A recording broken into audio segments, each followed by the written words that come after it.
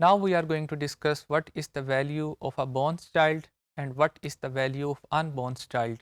Again, the exact example is given in the book of Ultimate Resource.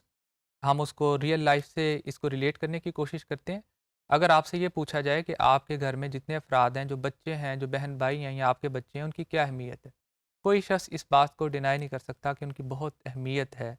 آپ کی زندگی کی خوشیوں کا وہ باعث ہیں، آپ کے لیے سورس آف سیٹسفیکشن ہے، آپ کے لیے سورس آف اسٹرینتھ ہے فیوچر کا، آپ ان کی وجہ سے جیتے ہیں. تو جو پیدا ہو چکا ہے اس کی ویلیو تو کوئی ڈینائی نہیں کرتا. جو پیدا نہیں ہوا اس کی ویلیو پہ لوگ سسپیشیس ہیں، اس کے اوپر وہ ڈاؤٹ کا اظہار کرتے ہیں کہ جو آپ کے پاس نہیں ہے آپ یہ سمجھتے ہیں کہ جب یہ آئے گا تو اس کی وجہ سے آپ کو معاشی مشکلات کا سامنا ہوگا، آپ کے وسائل بڑھ جائیں گے. اس کی ہم اگزامپل عام طور پہ جو بار بار ایک جملہ بولا جاتا ہے وہ یہ ہے کہ بچے دو ہی اچھے ہوتے ہیں اور چھوٹی فیملی خوشحال گھرانہ.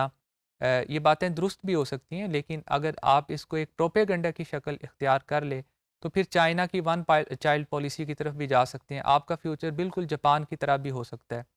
تو اس میں بیلنس اپروچ رکھنے کی ضرورت ہے. اس کو میں ایک ایگزامپل کے ذریعے سمجھانے کی کوشش کرتا ہوں. تو سپوز یہ دو ڈفرینٹ ٹائم پیریڈ ہیں. One is 2004 and the other one is 2019.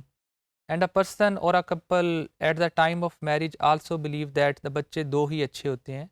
تو وہ یہ سمجھتے ہیں کہ دو کی جو فیملی ہے، two children is a good choice. Suppose کریں کہ 2019 میں یہ ان کی سوچ ہے. تو 2019 میں ان کے فار ایگزامپل 4 کڈز ہیں. اب مجھے آپ یہ بتائیں کہ ان 4 میں سے کون سے بچے زیادہ اچھے ہیں. تو عام طور پہ سب سے چھوٹے بچوں کو لوگ زیادہ پریفر کریں گے. کوئی بھی یہ نہیں کہے گا کہ میرے 4 بچے ہیں یا 6 بچے ہیں یا ہم 5-6 بہن بھائی ہیں تو ان میں سے اس کی اہمیت نہیں ہے.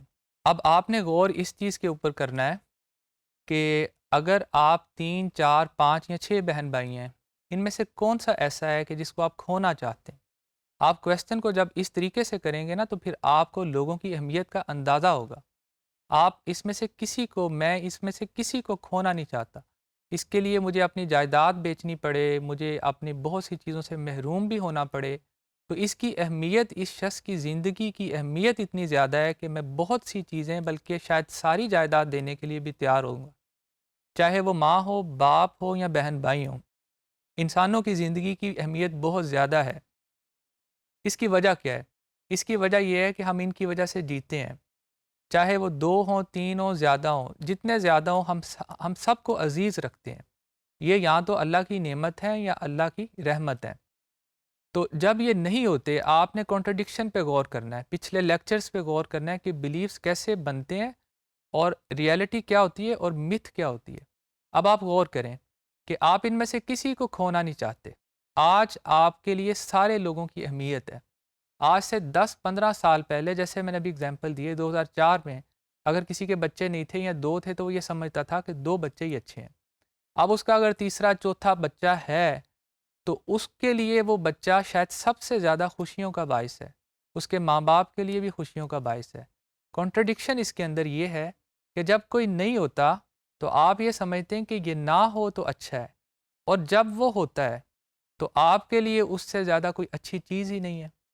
یہ کیسی آپ اس کو کھلا تضاد کہہ سکتے ہیں کہ جب کوئی شخص، آپ نے ہمیشہ یہ سوچا کہ یہ نہ ہو تو شاید میری زندگی اچھی ہوگی، لیکن جب بھی ہوتا ہے تو آپ اس کو اپنے لیے source of happiness and utmost player سمجھتے ہیں. آپ اس کو کسی قیمت پہ کھونا نہیں چاہتے.